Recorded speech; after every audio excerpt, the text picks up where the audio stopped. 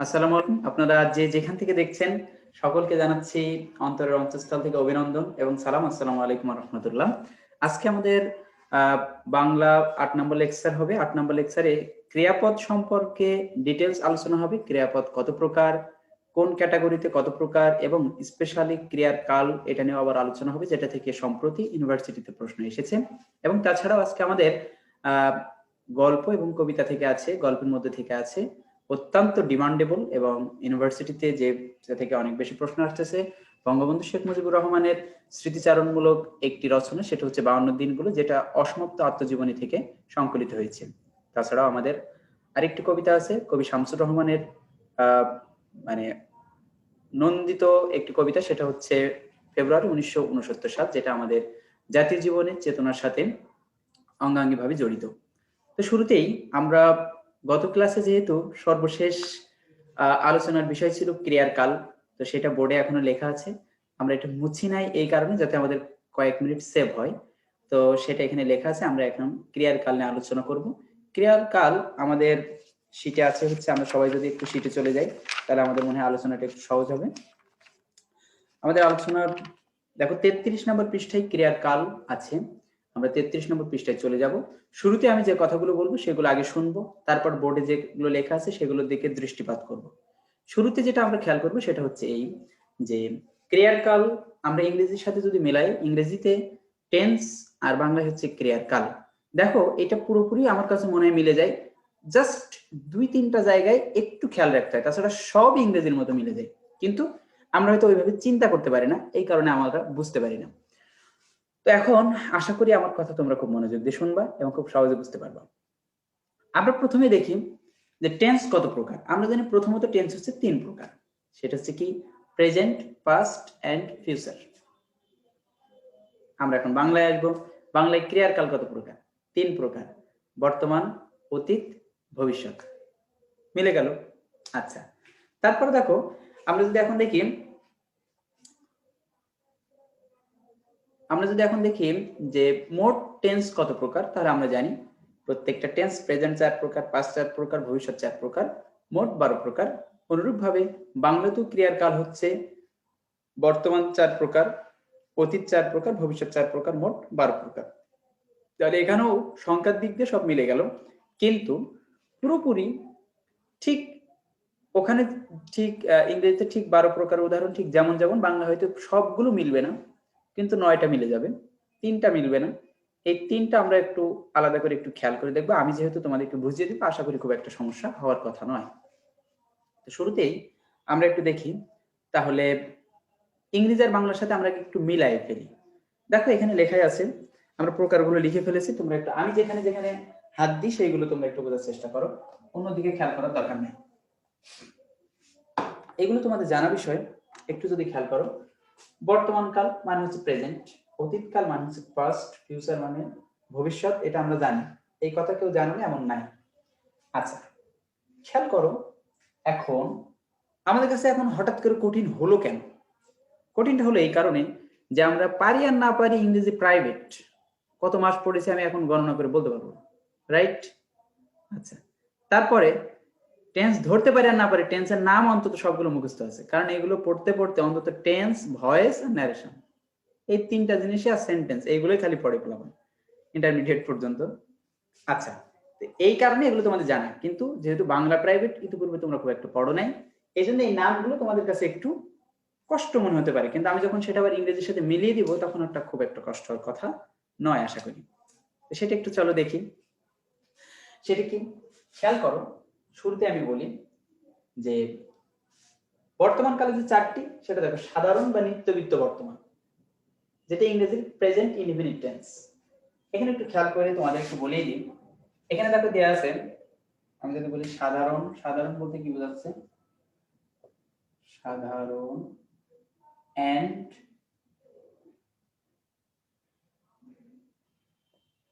নিত্যবিত্ত equal to indefinite, ঠিক আছে? আচ্ছা, অবশ্যই উদাহরণ দেব, তোমরা আগে প্রকারটা বুঝে নেওয়ার চেষ্টা করো, তারপর আমি উদাহরণ দিয়ে সবকিছু বুঝিয়ে দেবো। টেনশনের একদম কোনো কারণ নেই। খেয়াল করো, সাধারণ আর নিত্যবিত্ত হচ্ছে ইনডিফিনিট, ঘটমান মানে হচ্ছে কন্টিনিউয়াস, পুরাঘটিত মানে হচ্ছে পারফেক্ট। তিনটা জিনিস আমরা একটু বলার চেষ্টা করি। সাধারণ এন্ড নিত্যবৃত্ত মানে হচ্ছে ইনডিফিনিট। ঘটমান মানে চলমান, যেটা ইংরেজিতে বলি কন্টিনিউয়াস, চলমান। এন্ড পারফেক্ট মানে হচ্ছে পুরাঘটিত, পিতে পুরাঘটিত পারফেক্ট। আচ্ছা, আশা করি তোমরা এই তিনটা মুখস্থ হয়ে গেছে। মুখস্থ হয়েছে কি? সাধারণ নিত্যবৃত্ত মানে হচ্ছে ইনডিফিনিট, যেটা এখানে লিখে রেখেছি, এবং ঘটমান মানে হচ্ছে কন্টিনিউয়াস, পুরাঘটিত মানে হচ্ছে পারফেক্ট। ওকে, একটু মিলাই নাও, একবার চোখ বুঝে বলার চেষ্টা করো। সাধারণ বা নিত্যবৃত্ত মানে হচ্ছে ইনডিফিনিট, কন্টিনিউয়াস মানে হচ্ছে ঘটমান, এন্ড পারফেক্ট মানে হচ্ছে পুরাঘটিত। আচ্ছা, এখন আসেন যে বিষয়টা আমাদের খেয়াল করতে হবে, সেই বিষয়টি খেয়াল করব। এখন এইভাবে একটু মিলাবো। আমরা জানি ইংলিশ এন্ড বাংলা যখন আমরা ট্রান্সলেট করি তখন ঘটনা কি ঘটে। ইংরেজিতে কি হয়, সাবজেক্টের পরে ভার্ব আসবে। আমি ভাত খাই, দেখো আই ইট রাইস, তাহলে আই এর পরে কি আছে, ইট। বাট যখন বাংলা করতেছো তখন দেখো আমি ভাত খাই, তখন অবজেক্ট মাঝখানে দিয়ে সর্বশেষে ক্রিয়া চলে যাচ্ছে। তাহলে ইংরেজি বাংলার ভেজালটা হলো এটা। এবং অ্যারাবিকের সাথেও তুমি যদি দেখো, তাহলে অ্যারাবিকের অর্থ করতে শেষ থেকে শুরু বাংলায়। অনুরূপভাবে আমরা যখন ইংলিশকে বাংলায় রূপান্তর করি তখন আমাদের এই সমস্যাটা হয় যে আমাদের সাবজেক্টের পর অবজেক্ট আনতে হয়, তারপরেও শেষে ক্রিয়া আনতে হয় যদি বাংলায় লিখি। আবার বাংলাটা যখন ইংরেজিতে করি তখন সাবজেক্ট আগে লিখতে হয়, তারপরে ভার্ব আনতে হয়, তারপর আবার অবজেক্ট নিতে হয়। এই ভেজালটা যে তোমরা ফেস করে আসছে এটা তোমরা এতকাল ধরে জানো। অনুরূপভাবে এই প্রকারগুলো যখন আমরা করব তখনও এই একই বিষয় এখানে কাজ করবে। যেমন দেখো এখানে বলা হচ্ছে সাধারণ নিত্যবৃত্ত বর্তমান। সাধারণ নিত্যবৃত্ত বলতে কি বুঝি আমরা? সাধারণ নিত্যবৃত্ত কিন্তু আগে আছে আর বর্তমানটা পরে আছে, কিন্তু বর্তমানের অনুবাদটা আগে হবে, পিতে মানে প্রেজেন্ট, আর সাধারণ নিত্যবৃত্ত মানে হচ্ছে কি ইনডিফিনিট। এই জন্য আমি সংক্ষেপে লিখেছি পিআই, মানে প্রেজেন্ট ইনডিফিনিট। আবার দেখো ঘটমান বর্তমান, তার মানে শেষ কথাটা আগে অনুবাদ হবে। বর্তমান মানে কি প্রেজেন্ট, প্রেজেন্ট। ঘটমান মানে কি, একটু আগে আমরা মুখস্থ করছি, ঘটমান মানে কি কন্টিনিউয়াস, তার মানে প্রেজেন্ট কন্টিনিউয়াস। এবার তোমরা চাচ্ছ উদাহরণ দেই, অবশ্যই আমি উদাহরণ দেবো, আরেকটুখানি বুঝে নাও। এবার দেখো পুরাঘটিত বর্তমান, তার মানে বর্তমান মানে কি প্রেজেন্ট, পুরাঘটিত মানে কি পারফেক্ট, তাহলে প্রেজেন্ট পারফেক্ট পিপি। এই তিনটা আগে বুঝবে, এই তিনটা বুঝলে বাকিগুলো আমাদের কাছে ক্লিয়ার হয়ে যাবে। যেমন আমরা জানি যে সাধারণ বিবৃতি আর নিত্যবৃত্ত যদি হয় সেগুলো আমরা প্রেজেন্ট ইনডিফিনিট বলি, ঠিক এই বাংলাতেও তাই। যেমন আমি ঢাকা যাব, তোমরা হয়তো সরি ঢাকা যাবো বললে তো ফিউচার হয়ে যাবে। তুমি হয়তো বললাম আমি বই পড়ি, এটা একটা বিবৃতি, আমি বই পড়ি। আচ্ছা, তাহলে আমি বই পড়ি, এটা তুমি ইংলিশ করলে কোন টেন্সে করবা, প্রেজেন্ট ইনডিফিনিট। তাহলে বাংলায় সেটা হবে ইনডিফিনিট মানে কি সাধারণ, আর প্রেজেন্ট মানে কি বর্তমান, তার মানে এটা সাধারণ বর্তমান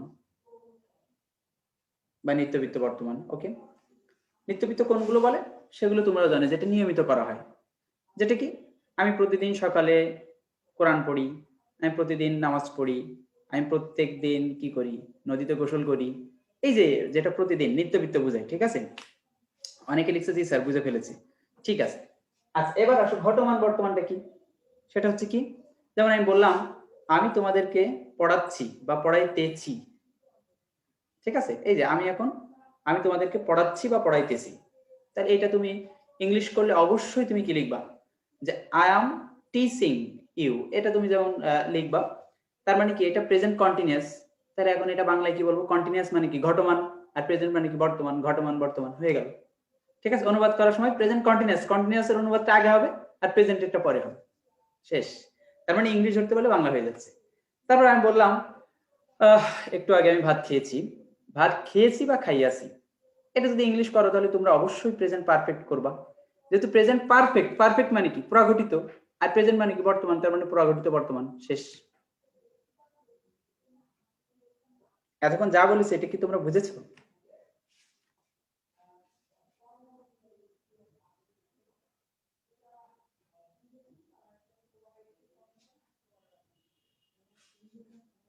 আচ্ছা, এইগুলো যদি বুঝতে পারো, এবার দেখো বাকিগুলো তোমাদের কাছে কত সহজ হয়ে গেছে। তিনটা করে মিলবে আমাদের, আগে বলছি তিনটা করে মিলে যাবে, ঠিক আছে? একটা করে মিলবে না। যেমন বর্তমান অনুজ্ঞা, এটা আমি পড়াই নাই, মনে রাখবা বাংলাতে পারফেক্ট কন্টিনিউয়াস বলে কোনো টেন্স নাই। ইংরেজিতে যেটা পারফেক্ট কন্টিনিউয়াস সেটা হচ্ছে কি, যেটার কাজটা শুরু হয়ে গেছে কিন্তু এখনো শেষ হয় নাই। ঠিক আছে, কাজ শেষ হয়নি, সেটা হলো প্রেজেন্ট পারফেক্ট কন্টিনিউয়াস। এই ধরনের টেন্স বাংলায় হয় না। তার মানে আমরা একটা করে পড়বো না, এটা পরে আমি বলে দিচ্ছি যে কেন পড়বো না, কিভাবে আমরা বাংলায় এটা মিলাবো, সেটা একটু পরে আসতেছি। এখন দেখো, এখন আসো সাধারণ অতীত। আমরা জানি সাধারণ আর নিত্যবৃত্ত মানে একই কথা, ইনডেফিনিট। কিন্তু এখানে যেটা করেছে আমাদের বাংলায় এটা দুই ভাগে ভাগ করেছে, সাধারণ অতীত আর নিত্যবৃত্ত অতীত। নিত্যবৃত্ত মানে কি, আমি প্রত্যেক দিন নদীতে গোসল করতাম, এই যে নিত্যবৃত্ত মানে অভ্যাসগত। ঠিক আছে, আর সাধারণ অতীত কি, যে আমি গোসল করেছিলাম, আমি নদীতে গোসল করেছিলাম, আর আমি প্রত্যেক দিন নদীতে গোসল করতাম। এই দুইটা কথার মধ্যে একটু ভিন্নতা আছে। একটা হলো অভ্যাসগত নিত্যবৃত্ত, আর হলো সাধারণ অতীত বোঝাচ্ছে। ঠিক আছে, কিন্তু ওই যে ইংরেজিতে আমি এখানে লিখে দিয়েছি, তোমরা স্ক্রিনশট দিলে তোমাদের মনে থাকবে, সাধারণ আর নিত্যবৃত্ত মানে হচ্ছে ইনডিফিনিট। আচ্ছা, এজন্য এই দুইটা যেটাই আসুক বাংলায় দুই ভাগে ভাগ হবে, কিন্তু ইংরেজিতে এক ফরম্যাটেই অনুবাদ হবে। ঠিক আছে, আচ্ছা এখন আসো ঘটমান। মানে তো আমরা জানি ঘটমান মানে কি, কন্টিনিউয়াস। অতীত মানে হচ্ছে কি, পাস্ট। তার মানে কি, অতীতের অনুবাদটা আগে করো, পাস্ট। ঘটমান কি, কন্টিনিউয়াস, পাস্ট কন্টিনিউয়াস। সেটা কি, যেমন আমি তাকে পড়াইতেছিলাম, আমি যদি বলি আমি তাকে পড়িয়েছিলাম তাহলে ইনডেফিনিট। আমি পড়াইতেছিলাম তাহলে কি হলো, আচ্ছা তাহলে পড়াইতেছিলাম, এই যে তেছিলাম, তেছিল, এইগুলো বললে কি হয়, পাস্ট কন্টিনিউয়াস হয়। পাস্ট কন্টিনিউয়াস মানে কি, কন্টিনিউয়াস মানে ঘটমান, আর পাস্ট মানে অতীত, তার মানে ঘটমান অতীত। আশা করি তোমরা ধরতে পারছো। আচ্ছা এখন আসো, এখন প্রাগঠিত অতীতটা কি হবে, এই একই সিস্টেমে হবে। ঠিক আছে, প্রাগঠিত অতীত ঠিক যেভাবে ইংরেজিতে করো বাংলাও ঠিক ওইভাবেই হবে, টেনশনের কোনো কাজ নেই। যে পাস্ট, এই যে পারফেক্ট। ঠিক আছে, ডাক্তার আসিবার পূর্বে রোগীটি মারা গেল। ঠিক আছে, তোমার তো এগুলো মনে আছে। আচ্ছা এবার আসো, এইটা আমি প্রত্যেকটাকে প্যারালাল করে দিই, কারণ অনেকগুলো টপিক আলোচনা করতে হবে। তোমরা থিমটা বুঝতে পারলে তারপর তোমরা প্র্যাকটিস করবে, দেখো সব মিলে গেছে। আচ্ছা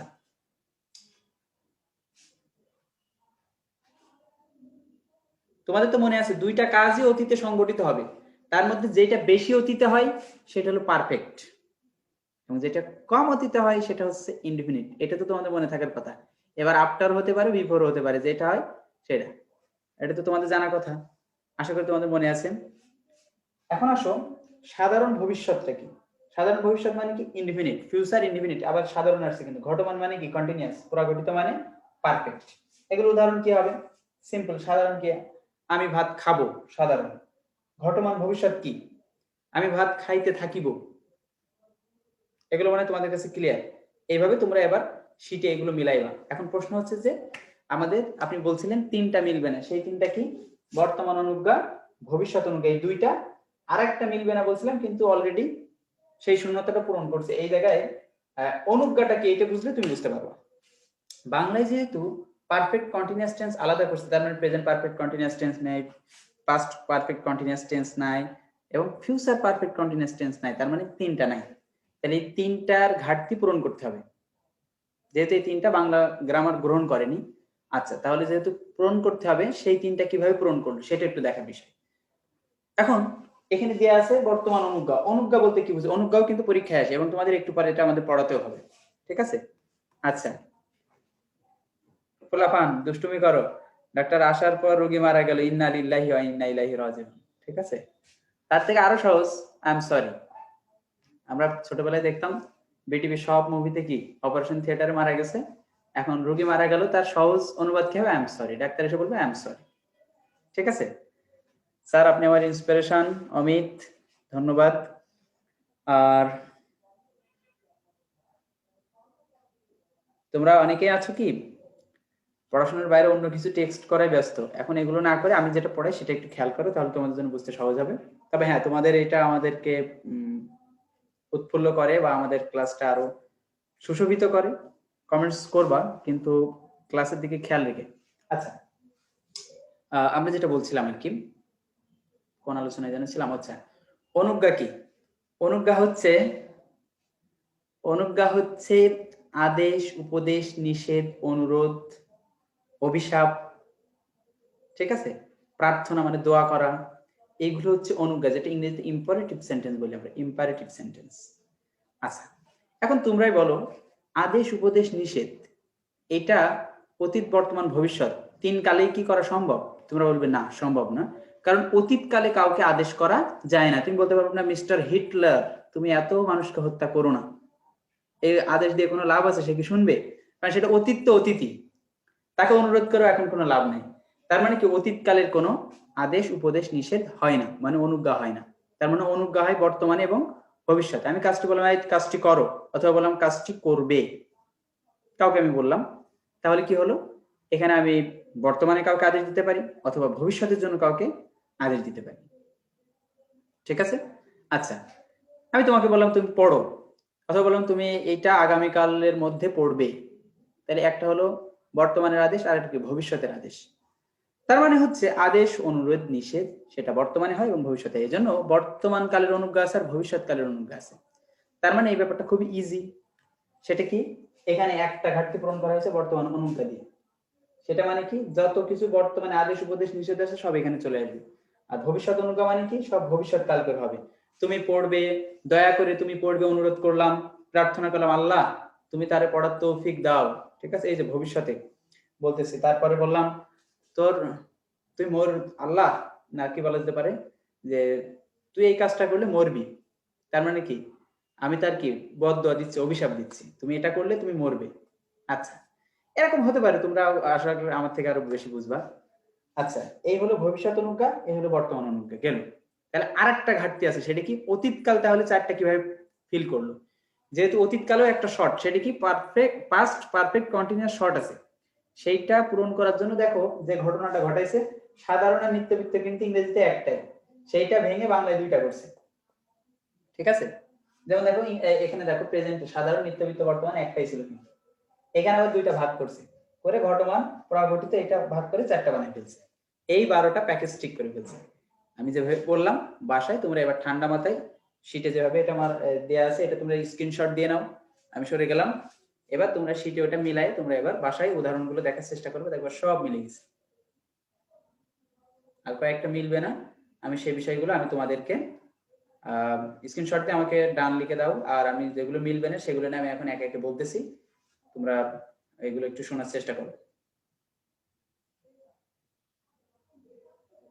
ঠিক আছে, সেটা হচ্ছে এই যে তোমরা যদি একটু দেখো সাধারণ বর্তমানের একদম নিচে, অর্থাৎ 33 নম্বর পৃষ্ঠার একেবারে নিচে যদি তোমরা দেখো, তাহলে এখানে দেখতে পারবা একেবারে নিচে দেয়া আছে নেই বা নাই দিয়ে যদি কোনো ইয়ে হয়, অতীতকালের ক্রিয়ার সাথে যদি এইগুলো যুক্ত হয়, তাহলে সেটা বর্তমান কাল হয়ে যায়। এটা নিয়ে বক্তব্য আছে, অর্থাৎ ইংরেজি ব্যাকরণবিদ বা ইংরেজি গ্রামার যারা লিখছেন বা বাংলা ব্যাকরণবিদ, দুই গ্রুপ দুই সেন্সে এটা বিচার করেছে। যেমন আমরা যদি বলি যে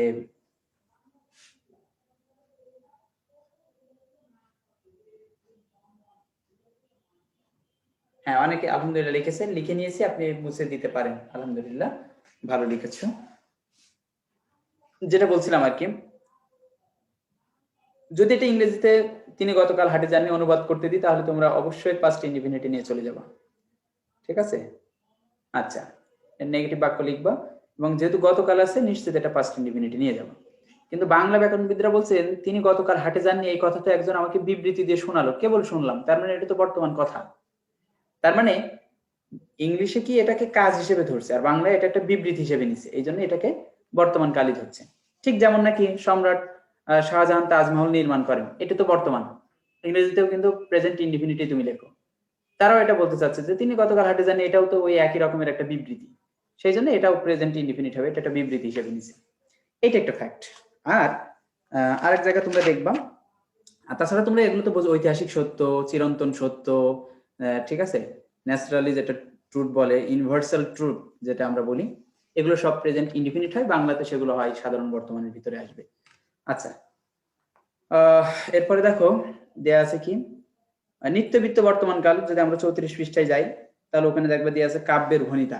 এটা তোমরা একটু বুঝতে পারবে কিনা, এটা আমি একটু বলি। কাব্যের ভণিতাটা কি? কাব্যের ভণিতা হচ্ছে যে কাব্যে কবির নাম তার লেখার মধ্যেই উল্লেখ থাকে। কবির নাম তার লেখার মধ্যে যদি উল্লেখ থাকে, তাহলে ওইটাকে বলে কাব্যের ভণিতা। যেমন সেটা কি হতে পারে? সেটা হতে পারে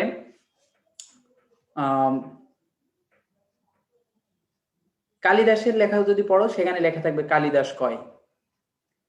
আবার লালনের লেখায় কিন্তু লালন কয় লেখা থাকে। ওই যে একটা গান শোনো না, লালন কয় জাতের কি দোষে সংসারে।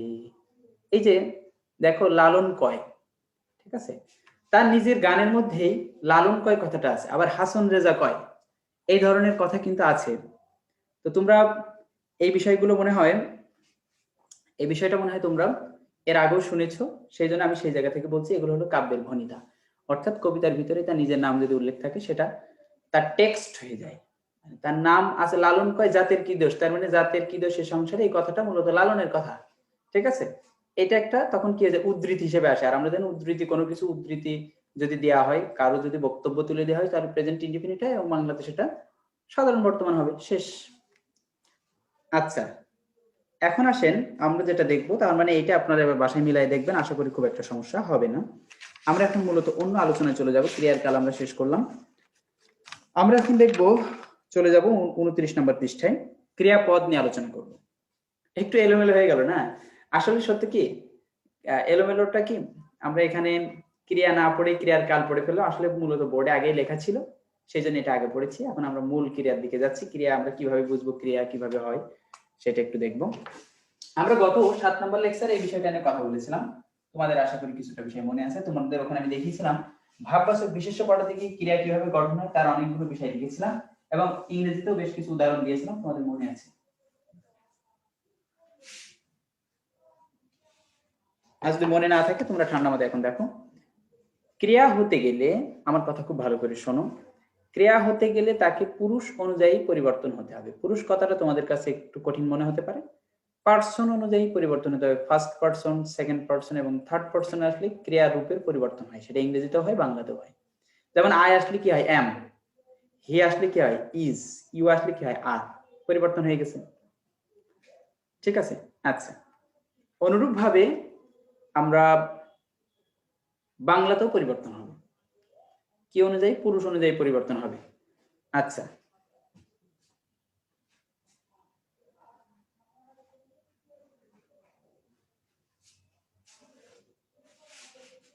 আমরা তাহলে এখন ক্রিয়া নিয়ে আলোচনা করব।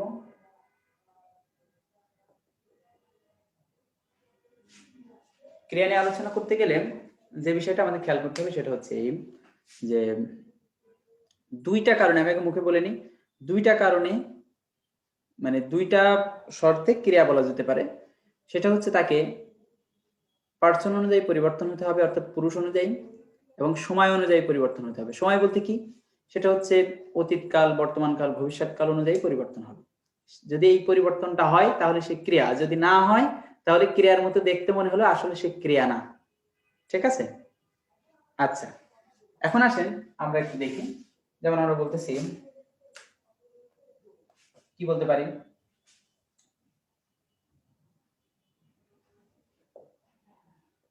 খেয়াল করো, আমি অথবা আমরা, ফার্স্ট পারসন, তুমি, তোমরা, সে, তারা। দেখো আমি আমরা দিলাম, আমি আমরা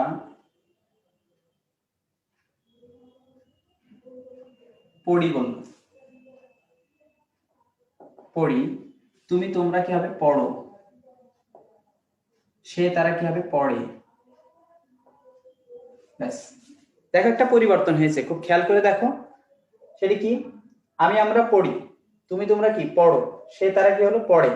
তার মানে কি, পড়ি, পড়ো, পড়ে, এই তিনটার মধ্যে দেখো চেঞ্জ হয়ে গেছে না? এটা ক্রিয়া। কারণ কি, পার্সন অনুযায়ী সে পরিবর্তন হতে পারছে, এটা সে প্রমাণ করেছে, সে ক্রিয়া। আবার দেখো আরেকটা মাধ্যমে পরিবর্তন হবে, কারণ কি,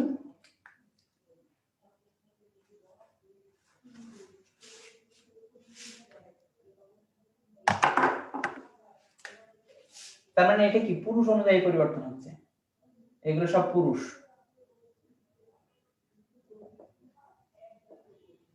আরেকটা মাধ্যম কি, যেমন দেখো এইটা হলো বর্তমান কালে আছে। আমরা পড়ি, এবার দেখো কি হলো, অতীতে নিয়ে গেলে কি হবে, পড়েছিলাম। এবার দেখো তুমি তোমরা পড়ো, অতীতে নিয়ে যাও, তুমি পড়েছিলে। ভবিষ্যতে নিয়ে যাও, সরি, সে তারা পড়ে, তাহলে সে তারা অতীতে কি হবে, সে পড়েছিল। দেখো তিনটা তিন রকম হয়ে গেছে, পড়েছিলাম, পড়েছিলে, পড়েছিল।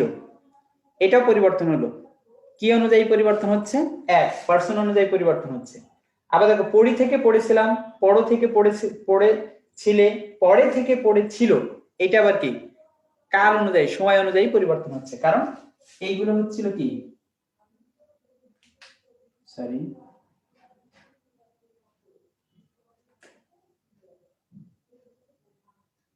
বর্তমান।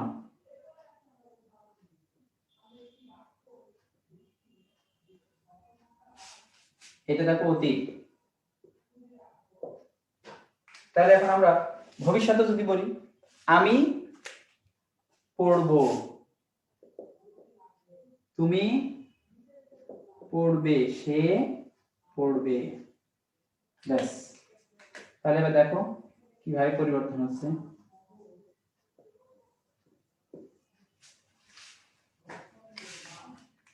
বিষয়টা কি খেয়াল করেছো? এই কথাটাই আমি তোমাদেরকে বলতে চেয়েছি। সেটা হলো কি, এখানে পরিবর্তনে তাহলে ধারা কি কি, দুইটা জিনিস পেয়েছি। কি অনুপাতে পরিবর্তন, দেখো এই পুরুষ অনুযায়ী আর কি কাল অনুযায়ী, বর্তমান, অতীত, ভবিষ্যৎ, এগুলো মূলত কি কাল। এই কাল, এই দুইটা মাধ্যম অনুযায়ী পরিবর্তন হচ্ছে। তোমরা কি এই দুইটা বুঝতে পেরেছো? যদি পরিবর্তন হয় তাহলে সেটা ক্রিয়া, যদি না হয় তাহলে ক্রিয়া না। সেটা আমি তোমাদেরকে উদাহরণ দেবো। এখন পর্যন্ত তোমরা বিষয়টা বুঝতে পেরেছো কিনা আগে দেখো।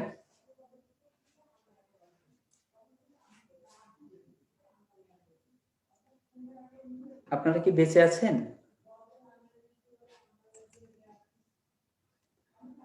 আচ্ছা, জি স্যার, জি স্যার, ওকে, থ্যাংক ইউ।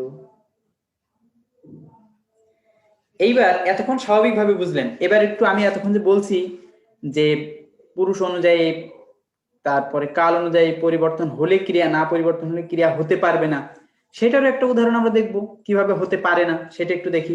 সেটা দেখেন, সেটা যদি দেখেন, যেমন দেখেন এইগুলোই থাকলো, ধরেন আবারও নিচ্ছি এখানে, এখন দুইটা করে উদাহরণ নিব। নিলাম তুমি দেখা, সে দেখা,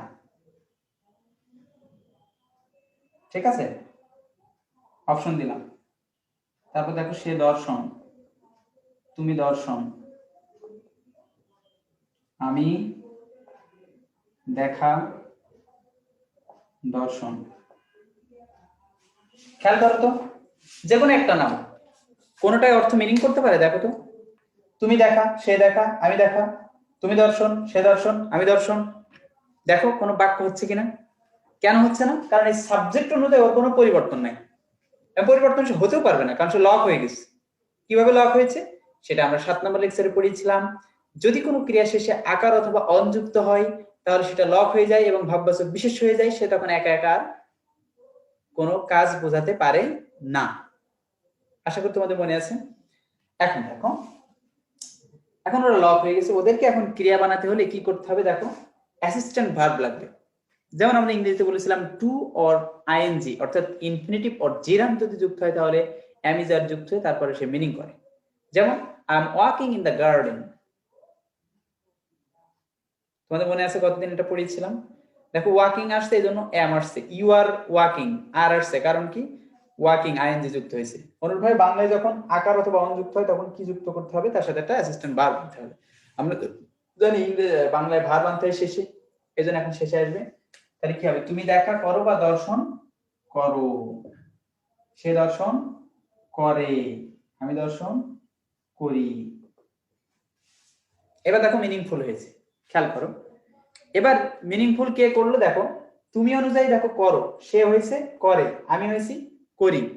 তাহলে করো, করে, করি, দেখো এটার পরিবর্তনটা হয়েছে, তার মানে এটা হলো ক্রিয়া, এটা হলো ক্রিয়া।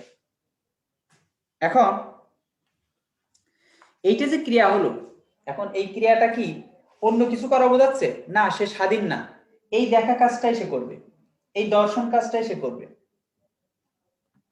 ঠিক আছে, যেমন ইংরেজিতে আই এম ওয়াকিং, এই এম মানে কিন্তু হওয়া, যেমন আই এম স্টুডেন্ট তার মানে আমি হই ছাত্র, বাট আই এম ওয়াকিং মানে এরকম না আমি হই আবার কি হাঁটা, এরকম কিছু না কিন্তু। তার মানে এখন এই assistant verb, I am walking মানে ওই হাঁটা কাজটাই করা বোঝাবে, অন্য কিছু করা বোঝাবে না, অন্য কিছু হওয়া বোঝাবে না। ঠিক আছে, অনুরূপ ভাবে এই করি মানে কি অন্য কিছু বোঝাবে না, এই দেখা কাজটাই করবে সে, অথবা এই দর্শন কাজটাই সে করবে। আশা করি বুঝতে পারছেন। এখন আমি যে জিনিসটা বোঝাতে চাইলাম সেটা হচ্ছে এই যে এই সেন্টেন্সে দেখো এইগুলো সব ভার্ব হয়েছে, সব ভার্ব, কারণ এটা সব পরিবর্তন হয়েছিল। অনুরূপ ভাবে এখানে এইটা ভার্ব, এইটা ভার্ব, এটা ভার্ব, বাট এইগুলো এখন ভার্ব না, এগুলো সব ভাববাচক বিশেষ হয়েছে, কারণ শেষে আকার অথবা অনযুক্ত হয়েছে।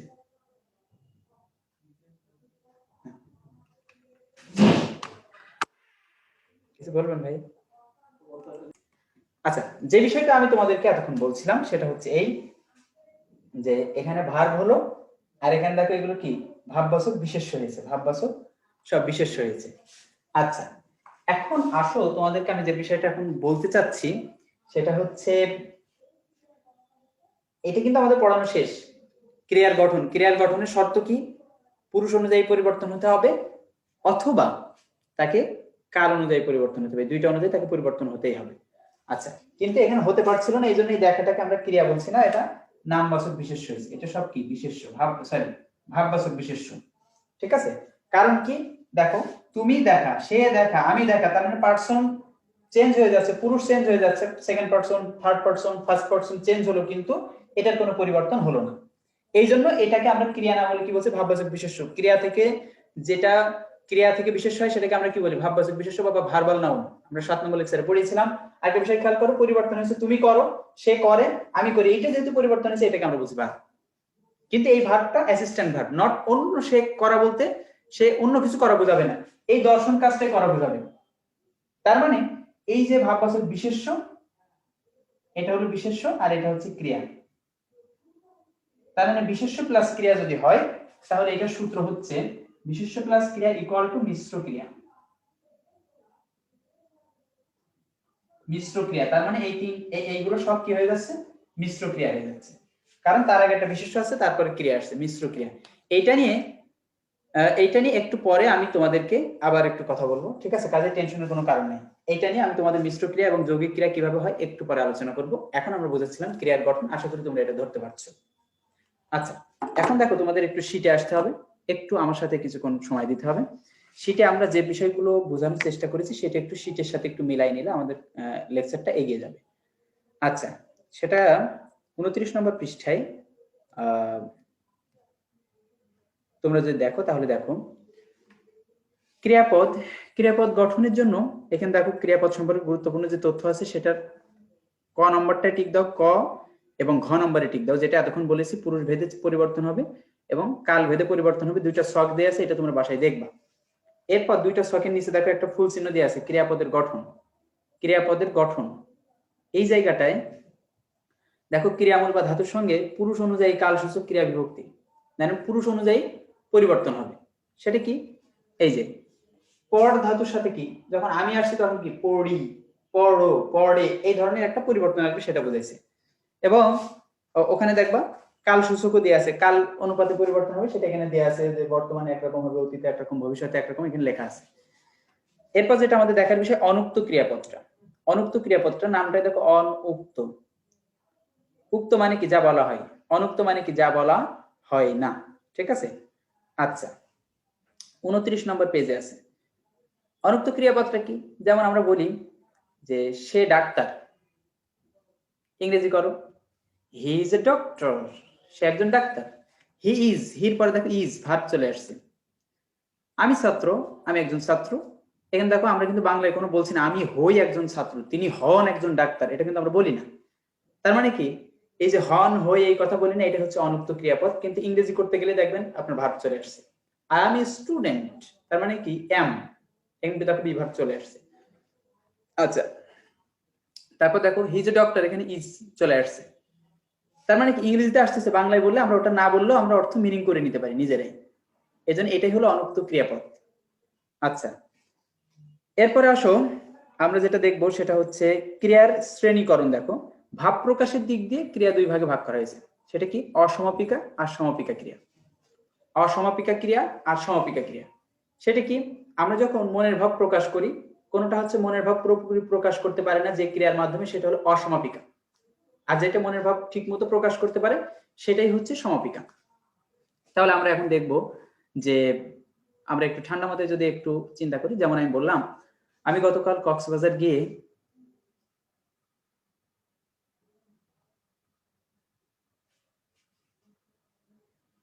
জানতে ইচ্ছা করছে, তাই তো? কক্সবাজার গিয়ে আমি কি করলাম? আচ্ছা, এই যে জানতে ইচ্ছা করতেছে তার মানে কি আমি তোমাদেরকে কি পুরোপুরি তোমাদের মনের আশা পূর্ণ হয়নি এই কথা বলার পরে যে আমি গতকাল কক্সবাজার গিয়ে এই পর্যন্ত থেমে গেছি। তার মানে এটি কি? অসমাপিকা ক্রিয়া। আমি যদি বলতাম গতকাল আমি কক্সবাজার গিয়ে সমুদ্র সৈকত দেখেছি, তাহলে আর কোনো কথা ছিল না, তোমরা বুঝলে যে ঠিক আছে কক্সবাজার গেছিল, সে সমুদ্র সৈকত দেখছে, ভালো কথা। অথবা কেউ একজন বললো যে আমি ঘুম থেকে উঠে, আমি যদি এখন বলি আমি ঘুম থেকে উঠে, তাহলে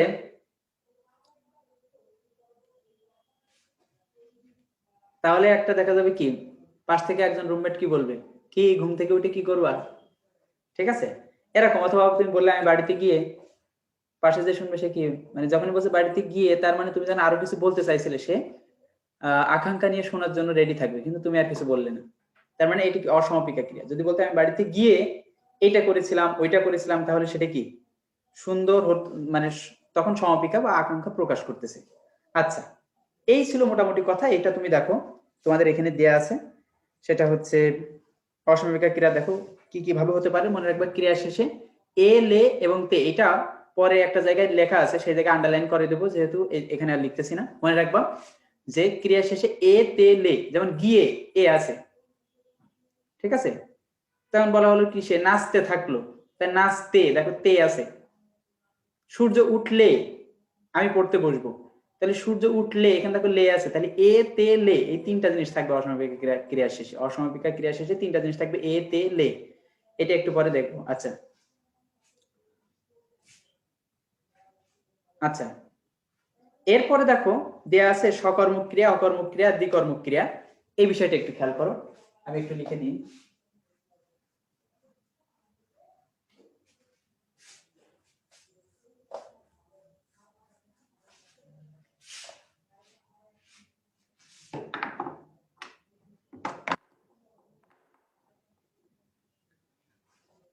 আচ্ছা,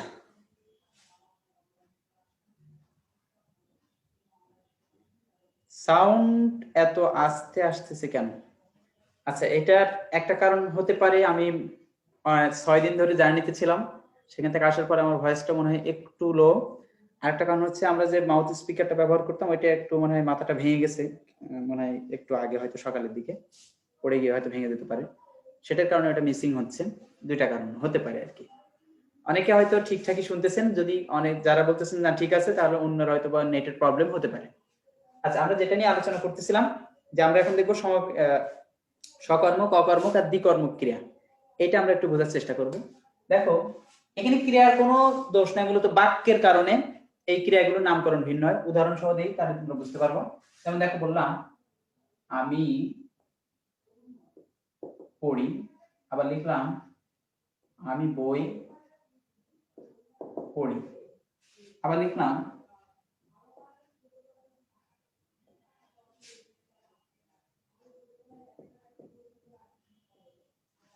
বললাম বাবা আমাকে টাকা দেন। আচ্ছা,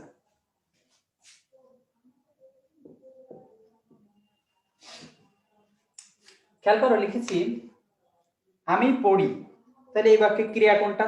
তোমরা বলবে এটা পড়ি। আমি বই পড়ি, এখানে কি পড়ি। বাবা আমাকে টাকা দেন, তাহলে কি দেন। আচ্ছা, এবার খেয়াল করো যে প্রশ্ন হচ্ছে এগুলো সব ক্রিয়া, কিন্তু কোনটা সকর্মক, কোনটা অকর্মক, কোনটা দ্বিকর্মক, এটা কিভাবে বুঝবো? যেই বাক্যে কর্ম থাকবে ওই বাক্যের ক্রিয়াটাই হচ্ছে সকর্মক ক্রিয়া। যেই বাক্যে কর্ম থাকবে না সেই বাক্যের ক্রিয়াটাই হচ্ছে অকর্মক ক্রিয়া। যেই বাক্যে দুইটা কর্ম থাকবে সেই বাক্যের ক্রিয়াটাই হচ্ছে দ্বিকর্মক ক্রিয়া। আবার বলছি, যেই বাক্যে কর্ম থাকবে সেই বাক্যের ক্রিয়াটা হচ্ছে সকর্মক, তার মানে কি ওর ওই বাক্যে কর্ম আছে। যেই বাক্যে কর্ম থাকবে না সেটা হচ্ছে অকর্মক। যেই বাক্যে দুইটা থাকবে সেই বাক্য হচ্ছে দ্বিকর্মক। আচ্ছা, কেমনে দেখো কিভাবে কর্ম বের করব? এটা আমরা জানি, ক্রিয়াকে কি বা কাকে দিয়ে প্রশ্ন করতে হয়। কি বা কাকে দিয়ে প্রশ্ন করলে উত্তরে কি বের হয়ে আসবে? কর্ম বের হয়ে আসবে, শেষ। তাহলে আমরা প্রশ্ন করি, আমি পড়ি, কি পড়ি? ঘোড়ার ডিম পড়ি, কিছুই পড়ি না। 1 নম্বর বাক্যে, 1 নম্বর বাক্যে প্রশ্ন করলাম আমি কি পড়ি, কোনো উত্তর আসলো না, ঘোড়ার ডিম আসলো। তার মানে কি এখানে কোনো কর্ম নাই, এই জন্য এই পড়িটাকে আমরা বলছি অকর্ম ক্রিয়া। এবার এই পড়িটাকে প্রশ্ন করি 2 নম্বর বাক্যে, আমি কি পড়ি, এখানে উত্তর আসলো কি বই পড়ি। যেহেতু বই পড়ি উত্তর আসছে, তার মানে একটা কর্ম পাওয়া গেছে, এই জন্য এই পড়িটা হবে সকর্মক ক্রিয়া।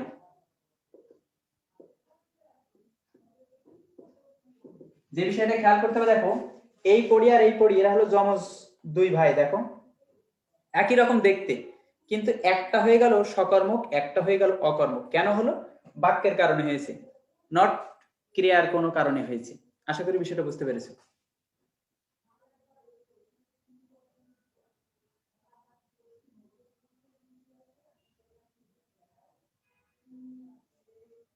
তোমরা কি বুঝতে পেরেছো এই দুইটা?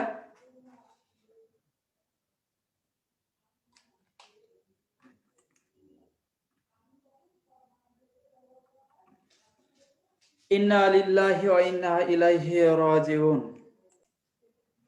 দেখো এবার আমরা প্রশ্ন করি যে এই দেন এটা ক্রিয়া, কি দেন?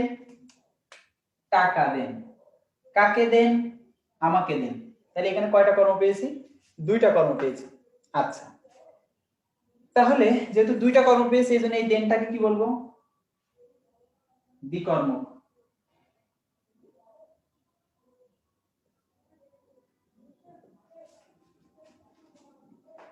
ঠিক আছে।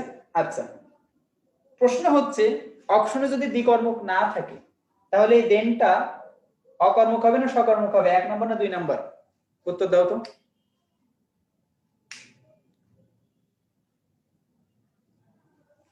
উত্তরটা কি হবে? দেনটা অকর্মক হবে না সকর্মক হবে? থ্যাংক ইউ, গণহারে পাস করেছেন। ঠিক আছে, সকর্মক হবে, কারণ এখানেও তো কর্ম আছে, এটাও এক প্রকারের সকর্ম ক্রিয়া, কিন্তু দুইটা আছে তাই তার আরেকটি নাম হচ্ছে দ্বিকর্মক ক্রিয়া। ওকে, আশা করি আপনাদের এটা ক্লিয়ার। স্ক্রিনশট দিলে দিয়ে রাখতে পারেন। ও আরেকটি বিষয় আছে, মনে রাখবেন, এখানে দেখেন টাকাটা হলো বস্তু আর আমাকে এটা হলো কি ব্যক্তি। যেহেতু টাকাটা বস্তু, এখানে দুইটাই কর্ম, কি দেন টাকা, কাকে দেন আমাকে, দুইটাই কিন্তু কর্ম। তার মধ্যে একটা হলো বস্তু, একটা হলো ব্যক্তি। যেটা বস্তু সেটা হবে মুখ্য কর্ম, মুখ্য কর্ম, আর যেটা ব্যক্তি সেটা হবে গৌণ কর্ম। ক্লিয়ার? এখন আপনারা স্ক্রিনশট দিয়ে রাখতে পারেন।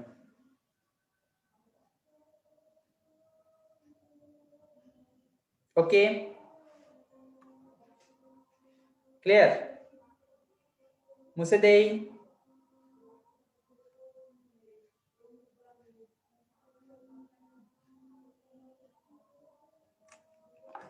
ঠিক আছে,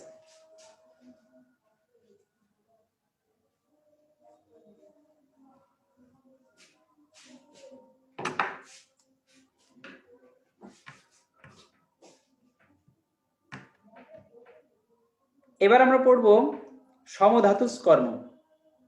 29 নম্বর পৃষ্ঠায় দেখো ফুল চিহ্ন, ডান সাইডে ফুল চিহ্ন আছে, সমধাতুস কর্ম। তোমরা মনে হয় খেয়াল করেছো। সমধাতুস কর্মটা কি হবে?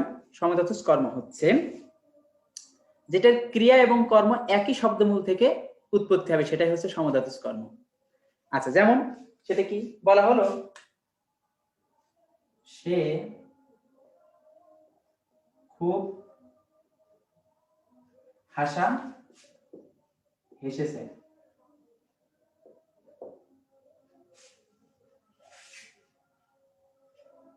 সে খুব হাসা হেসেছে, তার মানে হেসেছেটা কি? ক্রিয়া।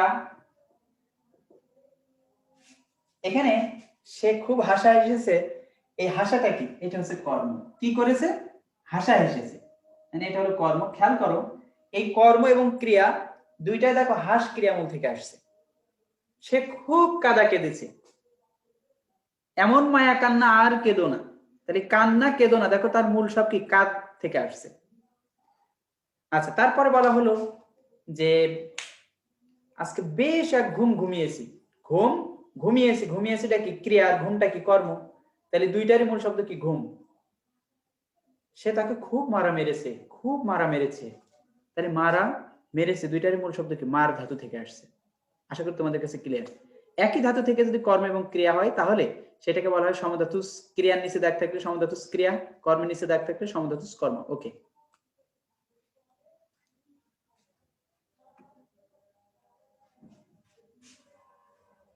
এখন আসো আমরা শিখবো প্রযোজক ক্রিয়া আর নাম ধাতু ও নাম ধাতুর ক্রিয়া, এই দুইটা শিখবো।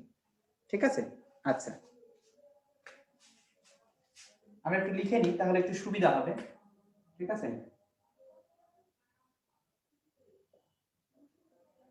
নাম ধাতুর ক্রিয়া।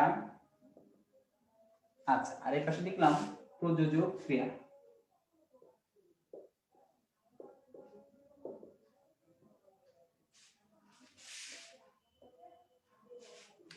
আমরা আগে উদাহরণ লিখে ফেলি, তারপর দেখো বুঝাইলে একদম সিম্পল একটা ব্যাপার, কোনো কঠিন কিচ্ছু না এটা।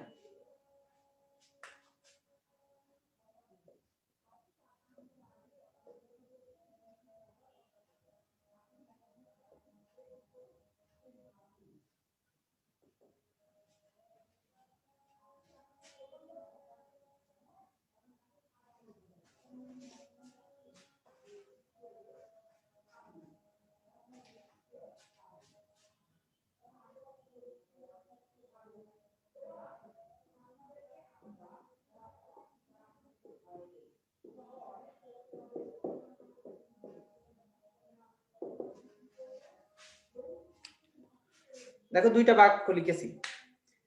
হ্যাঁ ভাই, ধাতুটা কি? ক্রিয়ার মূল শব্দটাকে ধাতু বলা হয়। ক্রিয়ার মূল শব্দটাকে কি বলা হবে? ধাতু বলা হবে, অর্থাৎ শব্দমূল যেটা ক্রিয়ার শব্দের। ঠিক আছে, এটা আমরা ধাতুর ক্লাসটা আগামী ক্লাসে হবে, 9 নম্বর লেকচারে তোমাদের জন্য আছে। সেখানে হবে তোমার প্রকৃতি প্রত্যয় এবং ধাতু দুইটা নিয়ে আলোচনা থাকবে। আজকের এই এখন যেটা বোঝাবো এটা যদি আজকে একটু ভালো মতো বুঝতে পারো তাহলে আগামী দিন আমাদের কাজটা খুব সহজ হবে। আচ্ছা, একটু দেখো। আচ্ছা,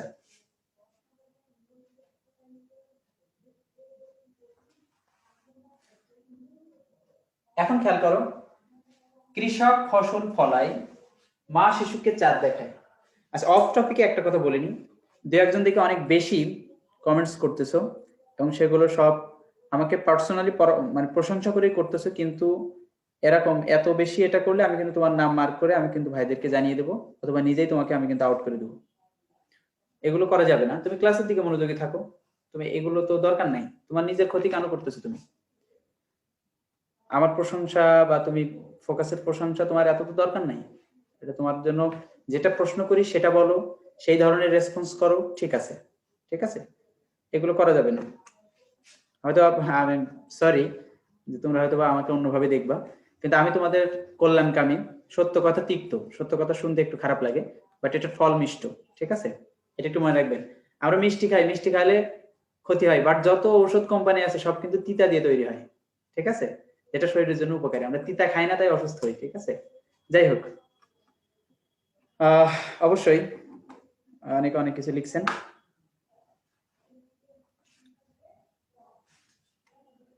কৃষক ফসল ফলায়, এই বাক্যে যদি বলা হয় যে ক্রিয়া কোনটা, তোমরা সবাই বলবা ফলায়। ফলায় মানে কি? উৎপন্ন করে। ঠিক আছে, এইটা উৎপন্ন করে। মা শিশুকে চাঁদ দেখায়, এই বাক্যে ক্রিয়া কোনটা? তোমরা বলবা দেখাইটা হচ্ছে ক্রিয়া। ওকে, এবার একটু বোঝার চেষ্টা করো আমি কি বলি। দেখো, কৃষক ফসল ফলায় এর মূল শব্দটা কি বলো তো? ফলায়ের মূল শব্দটা কি? ফল। এখন এই ফল কথাটা কি দেখো তো, এটিকে একটা নাম না? এটা হচ্ছে নাম, বাট এটা হচ্ছে ক্রিয়া। তাহলে ক্রিয়ার মূল শব্দটা কি? ফল। ক্রিয়ার মূলকে কি বলা হয়? ধাতু। কিন্তু এটা একটা নাম ধাতু, কারণ এটা একটা বস্তুর নাম। ফল বলতে কি? যে কোনো প্রকার ফল, এটা কি একটা বস্তু। আচ্ছা, কিন্তু ফলায় যখন বলতেছে তখন কিন্তু ক্রিয়া হয়ে গেছে। তার মানে কি? এটা নাম ধাতুর ক্রিয়া। আচ্ছা, ইংরেজিতেও কিন্তু এরকম করা হয়। যেমন দেখো কি বলা যেতে পারে, I am watering in the garden regularly. I am watering তার মানে কি আমি প্রত্যেকদিন বাগানে পানি দেই, ঠিক আছে, আমি বাগানে পানি দেই। এই ওয়াটারিং এখন কি ভার্ব হয়ে গেছে, ঠিক আছে, আই এম ওয়াটারিং এখন ভার্ব, ব্যাস। কিন্তু জাস্ট এই ওয়াটার, দেখো আইএনজি এগুলো বাদ দিয়ে দিলাম, এর মধ্যে যদি বলি ওয়াটারটা কি শব্দ, তাহলে কিন্তু নাউন। শুধু ওয়াটারটা কিন্তু নাউন, মানে কি পানি। এটা কি তোমরা ধরতে পারছো? কিন্তু যখন ওয়াটারিং ইন দ্য গার্ডেন তখন কিন্তু পানি দিয়ে বোঝাচ্ছে যে আমি বাগানে পানি দেই, এটা মিনিং হচ্ছে, ঠিক আছে। ঠিক এটা যেমন ভাবে তোমরা বুঝলে, বাংলার ঠিক একই রকম। ফল এটা বস্তুর নাম, বাট ফলাই এটা তখন ক্রিয়া। যেহেতু নাম শব্দ থেকে ক্রিয়া হয়েছে, এই জন্য এটাকে বলছে নাম ধাতুর ক্রিয়া। এরপরও যদি বুঝতে না পারেন তাহলে আমি কি করতে পারি?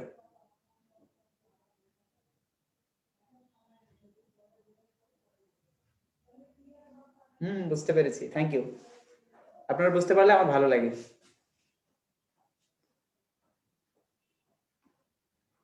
আচ্ছা, তাহলে এইটা যেমন বুঝলে, এবার আসো, এবার খেয়াল করো। তাহলে এইটা হলো মূল শব্দ নাম হতে হবে, আর প্রযোজক ক্রিয়ার মূল শব্দ ক্রিয়ামূল হবে। যেমন দেখায়, দেখায় শব্দের মূল শব্দ কিভাবে বের করব? যেমন তুই দিয়ে একটা কমান্ড করো, তুই দেখ, ঠিক আছে। যেমন আরেকটা লিখি, যেমন দেখো লিখি সাপুড়ে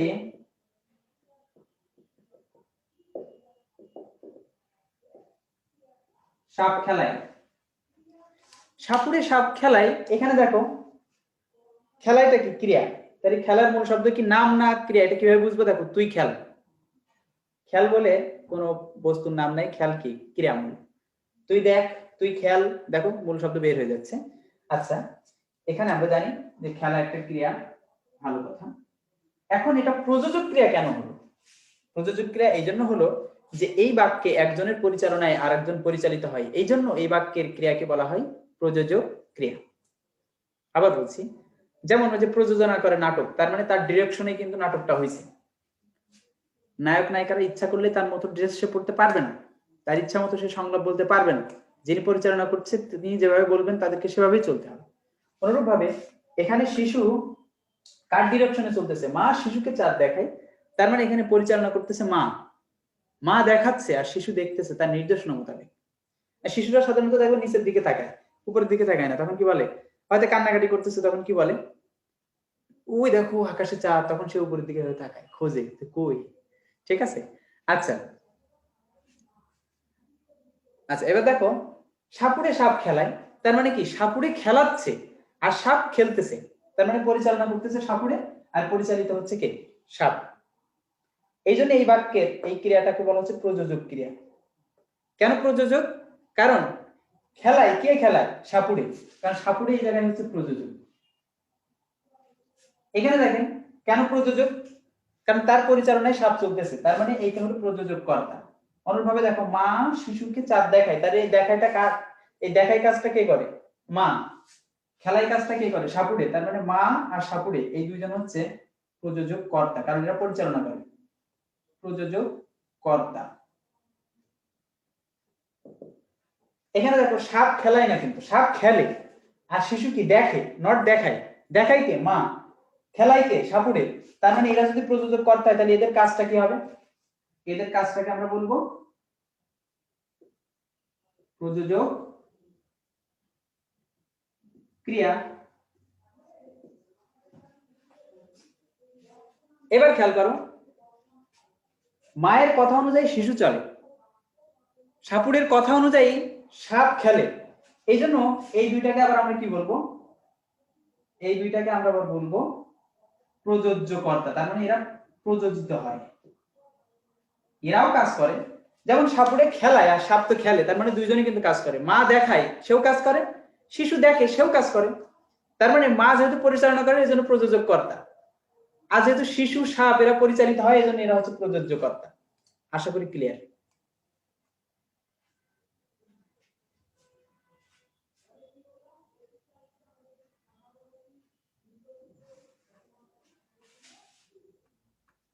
আরো একটু বিষয় খেয়াল করেন, এখন আমরা যদি বলি যে শিক্ষক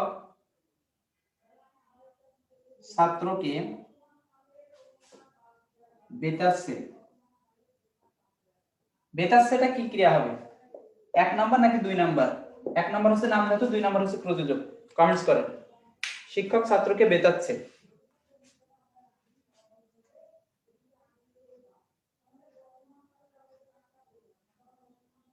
খেলা শুরু।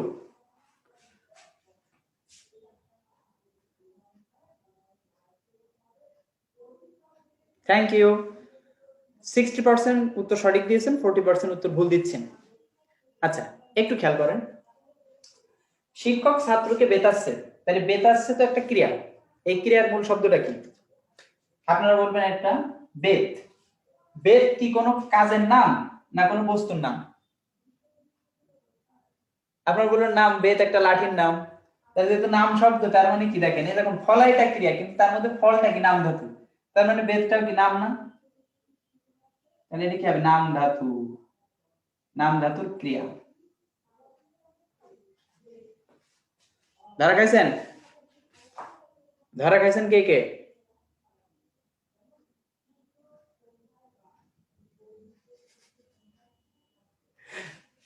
অনেকে স্বীকার করে, যারা স্বীকার করেন তারা ভালো করবেন ইনশাআল্লাহ। এখন ব্যাপার হচ্ছে, দেখো এখানে একজনের পরিচালনায় কিন্তু আরেকজন চলতেছিল না। এখানে ডিরেকশন দেওয়া বোঝাচ্ছে না, কিন্তু শিক্ষক ছাত্রকে ধরেই পিটাইতেছে, সে তো ডিরেকশন দিয়ে চালাচ্ছে না। একজনের পরিচালনায় যদি আরেকজন পরিচালিত হয়, তখন সেই বাক্যের ক্রিয়াটা হবে প্রযোজক, এবং সেটার ক্রিয়ামূল ক্রিয়া হতে হবে। আর এটার ক্রিয়ামূল দেখো নাম শব্দ, ওটার ক্রিয়ামূল কি? কোন একটা ধাতু হতে পারে, এটা কি নাম শব্দ হয়েছে? আশা করি বুঝতে পারছো। তার মানে ধরা কয় দিছি, তাই তো?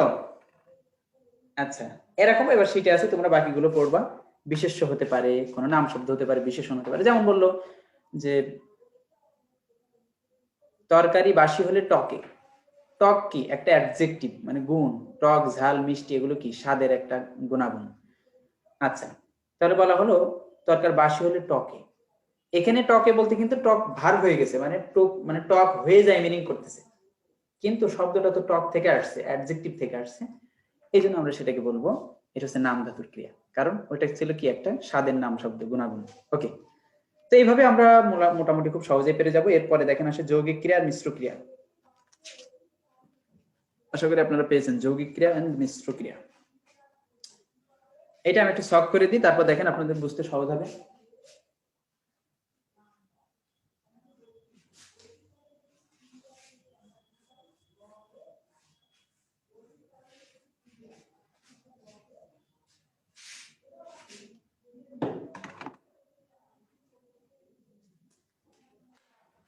যৌগিক হচ্ছে, মনে রাখবেন,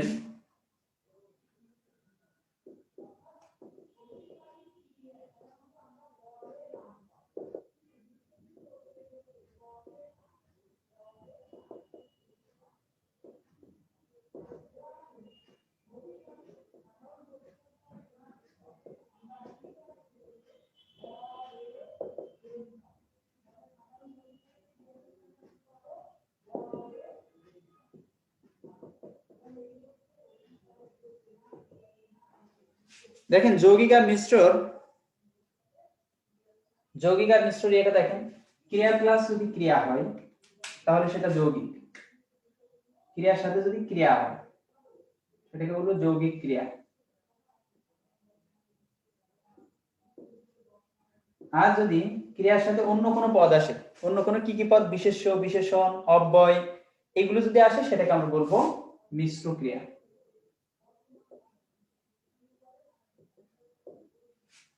উদাহরণ দেখেন, আমি বললাম বাসায় গিয়ে পড়বো, গিয়ে পড়বো। বললাম বাসায় গিয়ে, বাসায় গিয়ে বই পড়বো। এবার দেখেন পার্থক্যটা কিভাবে হলো।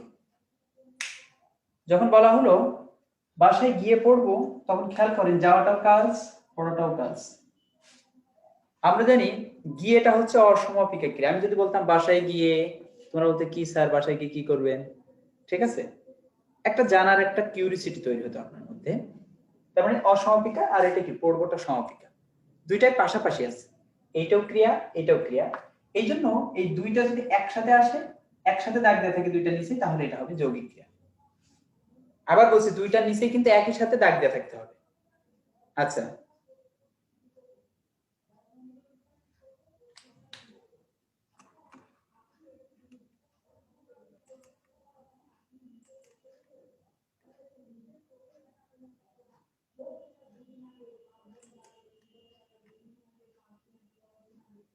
আচ্ছা এখন দেখো, যদি ঘটনাটা এমন হয়, একই প্রশ্ন কতভাবে দেখো আসতে পারে। প্রশ্নটা যদি এমন হয় উত্তর দিবা, এখন লেখা থাকলো শুধু বি এর নিচে দাগ আছে, এটা কোন ক্রিয়া? উত্তর দাও।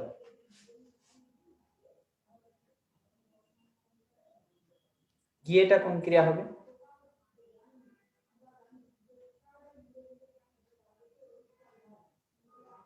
Thank you. লিমন খান লিখেছেন, লিমন খান রানা অসমাপিকা, ধন্যবাদ।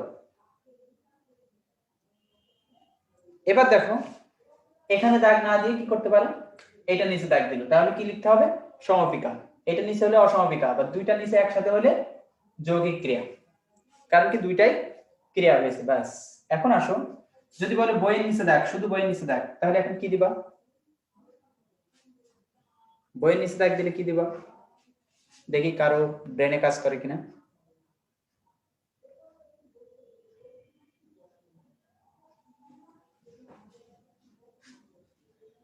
না না, বিশেষ্য। এই বই একটা বিশেষ্য পদ, শোনো আমার কথা শোনো, গিয়েটা অসমাপিকা ক্রিয়া, বইটা বিশেষ্য, এইটা আবার সমাপিকা ক্রিয়া। কিন্তু মনে রাখতে হবে তিনটার নিচেই একসাথে দাগ দিতে পারবে না, হয় একটা কিছু নিচে দাগ থাকবে না, দুইটা নিচে দাগ থাকে। এখন যদি এইটা নিচে দাগ দেয় তাহলে অসমাপিকা ক্রিয়া, এইটা নিচে বিশেষ্য পদ, এটা দিবে না, এটা হলো সমাপিকা ক্রিয়া। এবং এখন হতে পারে এটা বাক্য, বাট দাগ দিলে এই দুইটা নিচে, এই দুইটা নিচে যদি দাগ দেয় তাহলে বইটা কি বিশেষ্য আর পড়বোটা কি ক্রিয়া, তাহলে দুইটা মিলে কি হবে এখন? মিশ্র ক্রিয়া, এই সূত্রে যে পড়বে। আচ্ছা, এবার বললাম তোমাদের কথায় আমি মুগ্ধ হলাম, তোমাদের কথায় আমি মুগ্ধ হলাম, মুগ্ধ হলাম। দেখো হলামটা কি? হলামটা হচ্ছে ক্রিয়া, মুগ্ধটা কি অ্যাডজেক্টিভ। আমি প্রীত হলাম, আমি খুশি হলাম, আমি মুগ্ধ হলাম, এগুলো কি অ্যাডজেক্টিভ। তার মানে এটি বিশেষণ, তাহলে বিশেষণ প্লাস ক্রিয়া যদি এরকম একসাথে দাগ দেওয়া থাকে তাহলে কি হবে? মিশ্র ক্রিয়া। ঠিক আছে, এই সূত্রে পড়ে যায় বিশেষণ প্লাস ক্রিয়া। আবার বলা হলো আমার মাথাটা ঝিমঝিম করছে, অনুকারক ভাই ঝিম ঝিম করছে। গতদিন তোমাদের অনুকারক ভাই সম্পর্কে ধারণা দিয়েছিলাম, ফোড়ার ভেতরে টন টন করতেছে, গাটা শিরশির করতেছে, ছমছম করতেছে, এগুলো তোমাদের মনে আছে। আচ্ছা দেখো, ঝিমঝিম করছে, তাহলে করছেটা কি ক্রিয়া, আর ঝিমঝিমটা কি অনুকারক হয়, দুইটা যদি একসাথে থাকে তাহলে সেটাকে আমরা বলবো যে মিশ্র ক্রিয়া। তার মানে এতক্ষণ আমরা যে জিনিসটা শিখতে পারলাম সেটা হচ্ছে এই, যদি বিশেষ্য বিশেষণ এবং অনুকারকের সাথে ক্রিয়া থাকে তাহলে সেটাকে আমরা বলবো মিশ্র ক্রিয়া, এবং দুইটা ক্রিয়া যদি পাশাপাশি থাকে তাহলে সেটাকে আমরা বলবো যৌগিক ক্রিয়া। এখন এখানে যে স্টাইলের বিশেষ্যগুলো দেওয়া আছে বই পড়বে, এটা সবাই বুঝতে পারছো। যদি এখন ওই যে একটু আগে যেমন ছিল যে আমি যদি বলতাম দেখা করি, আমি দেখা করি বা দেখা করব, বলি না দেখা করব, তাহলে এখন দুইটা নিচে যদি দাগ থাকে, এখন আমি এটা যৌগিক দিব না মিশ্র দিব বলো তো? যৌগিক হচ্ছে 1 নাম্বার, এবং মিশ্র হলো 2 নাম্বার। কমেন্টস করো।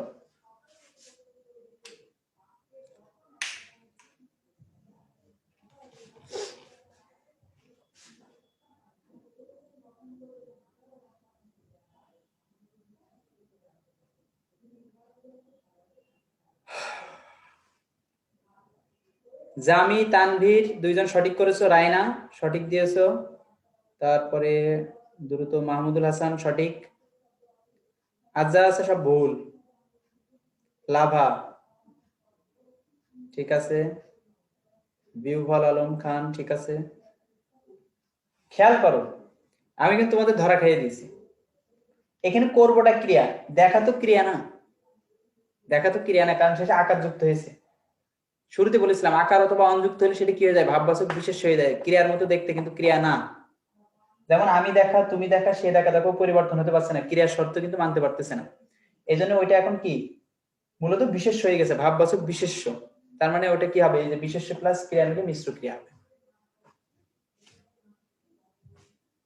আবার কি হতে পারে, আমি দর্শন করব। দর্শন এসে কি আছে, অন যুক্ত হয়েছে, এখানে আকার যুক্ত হয়েছে। একটা বিষয় অনেকে বলে যে আমি বুঝতে পারতেছি না, একটা বিষয় তোমাদেরকে কেন বোঝানো যাচ্ছে না, এটা তো তোমাদের প্রবলেম। যে কোনো ক্রিয়া শেষে আকার অথবা অন যুক্ত হলে সেটা ক্রিয়া থাকে না। আরে ভাই, ইংরেজিতে বোঝো টু অ্যান্ড আইন জিরান্ড অর ইনফিনিটিভ বলে তোমরা তো কেউ বলো না এটা ভার্ব, তখন তো বলো এটা হলো নাউন হয়ে গেছে। To work is a good exercise, তখন তো তোমরা বলতেছো কি টু ওয়ার্ক এটা সাবজেক্ট হয়েছে, এটা নাউন হয়েছে।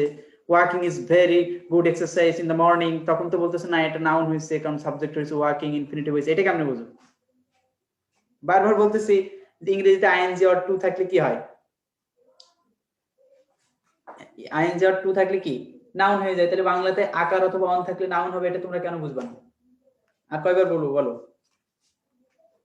আশা করি এখন বুঝতে পেরেছো।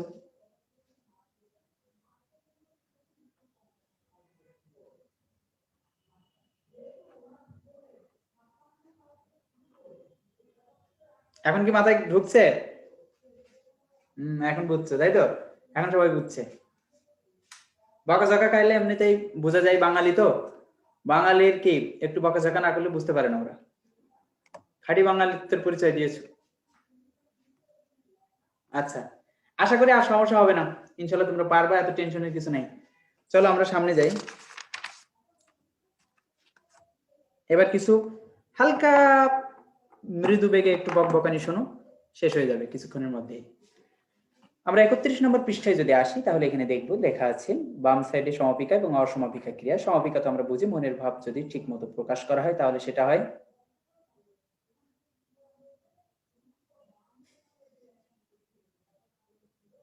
তুমি তো বিউহল আলম, তোমার তো নিজেই বানান ভুল লিখে রাখছো, আবার কেউ বাংলা শিক্ষকরা আমার নামটা সুন্দর করে বলতে পারে, তাই না?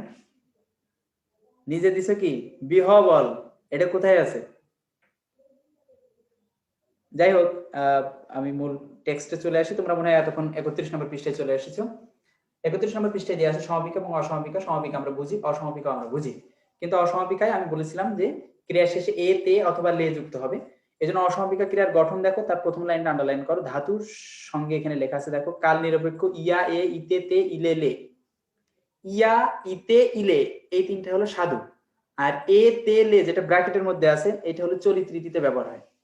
যেমন গিয়ে, গিয়ে দেখো এই যে এ ব্যবহার হয়েছে, এই এটা কি চলিত রীতি, ঠিক আছে? আর যদি এটা তোমার সাধুতে বলতো তাহলে কি যাইয়া পড়িব, বাড়িতে যাইয়া পড়িব, তাহলে ইয়া হইতো ওই জায়গাতে, ঠিক আছে? তারপরে যেমন বলা হলো যে সূর্য উঠলে কি বলা যেতে পারে, সূর্য উঠলে পড়তে বসবো, তাহলে পড়তে বসবো, দেখো পড়তে তে আসছে। সূর্য উঠলে পড়বো, তাহলে দেখো লে আসছে, ঠিক আছে? এই ছিল মোটামুটি কথা, এ তে লে। এখন আসেন এটা আন্ডারলাইন করেন। এবার দেখেন এর নিচে আছে সমাপিকা ক্রিয়ার গঠনের নিচেই দেখেন দেয়া আছে সমাপিকা ক্রিয়ার কর্তা। এটা একটু আমি বুঝাই দিই, একটু মনোযোগ দিয়ে শোনার চেষ্টা করেন। অসমাপিকা ক্রিয়ার কর্তাটা দুই রকম আছে। এক নাম্বার হচ্ছে এক কর্তা, দুই নাম্বার হচ্ছে অসমান কর্তা। প্রথমেই হচ্ছে এক কর্তা। এক কর্তা কি, অসমাপিকা ক্রিয়া এবং সমাপিকা ক্রিয়া দুইজনের কর্তা যদি একজন হয় সেটাই হচ্ছে এক কর্তা। যেমন আমি বললাম তোমরা বিশ্ববিদ্যালয়ে চান্স পেলে আমাকে কি মনে রাখবে? কি বললাম? তোমরা বিশ্ববিদ্যালয়ে চান্স পেলে আমাকে কি মনে রাখবে? তা দেখো এখানে দুইটা ক্রিয়া আছে, চান্স পাওয়া এবং মনে রাখা, দুইটা। তাহলে চান্স যে পাবে মনেও কিন্তু সেই রাখবে, একই ব্যক্তি। যে চান্স পাবে সেই মনে রাখবে, তার মানে কি অসমাপিকা এবং সমাপিকা ক্রিয়ার একটাই কর্তা, এই জন্য বলা হচ্ছে কি এক কর্তা। আচ্ছা, দুই নম্বরে আসো। দুই নম্বরে কি বলা হচ্ছে? দুই নম্বরে বলা হচ্ছে যে অসমান কর্তা। অসমান কর্তার মধ্যে দুইটা আছে, একটা হলো শর্তাধীন আর একটা হচ্ছে কি নিরপেক্ষ কর্তা। অসমান বলেছে তার মানে কি একজন কর্তা হবে না, দুইজন কর্তা হবে। কিন্তু তার ক নম্বরটা দেখো দেওয়া আছে কি শর্তাধীন, একটু নিচে দেখো দেওয়া আছে নিরপেক্ষ কর্তা। শর্তাধীন কেমন? আচ্ছা, আমি বলা হলো কি তুমি আমার বাসায় আসলে আমি তোমার বাসায় যাব, তাহলে আসা আর যাওয়া দুইটা ভার্ব আছে এখানে। তুমি আসলে আমি যাব, আমি যাব এই কথাটা কি সমাপিকা, তুমি আসলে এটা অসমাপিকা, কারণ শেষে কি আছে, লে আছে। আচ্ছা, তাহলে এখানে দেখো দুইজন কর্তা, একজন আসবে একজন যাবে, এটি কি শর্তাধীন। অসমান কর্তার মধ্যে শর্তাধীন থাকবে, তার মানে দুইজন কর্তা থাকবে, শর্ত দিবে, কিন্তু কর্তা হবে দুইজন। আচ্ছা, আরেকটা আছে নিরপেক্ষ, কারণ নিরপেক্ষটা কি ব্যাকরণবিদরা এটা মানেন না। কেউ যদি প্রকৃতির কোনো বিষয়ের সাথে, সূর্য, চাঁদ, বৃষ্টি, ঝড়, এইগুলোর সাথে কেউ যদি শর্ত আরোপ করে, তাহলে সেটা হয়ে যায় নিরপেক্ষ কর্তা। কারণ কোনো মানুষের সাথে প্রকৃতির কোনো কিছু মানুষের অনুমতি নিয়ে চলে না, সে তার আপন গতিতে চলে। একজন বলল যে আমি আজকে বৃষ্টি শুরু হলে আমি ঘরে উঠবো।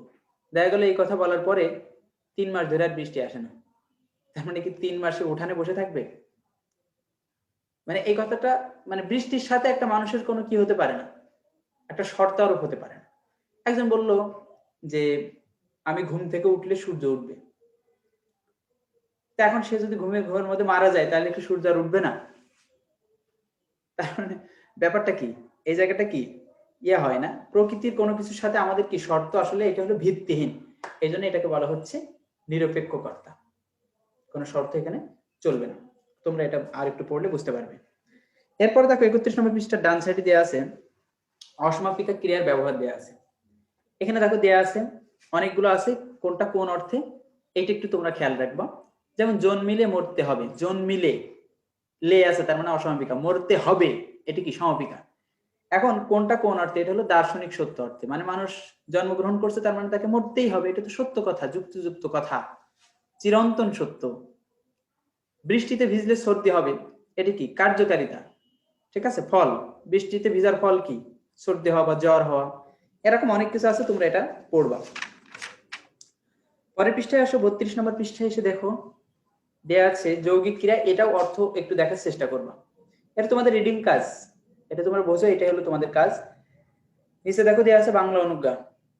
বাংলা অনুজ্ঞা দেয়া আছে, দেখো বাংলা অনুজ্ঞা মানে হচ্ছে, অনুজ্ঞা মানে তোমাদের কিন্তু আমি শুরুতে বলেছিলাম আদেশ, উপদেশ, নিষেধ, ইম্পারেটিভ সেন্টেন্স, ঠিক আছে। কোন কালের অনুজ্ঞা হয় না, মানে আদেশ, উপদেশ, নিষেধ কোন কালের হয় না, আমি তখন বলেছিলাম, দেখি কার মনে আছে, আদেশ, উপদেশ, নিষেধ করা যায় না কোন কালে?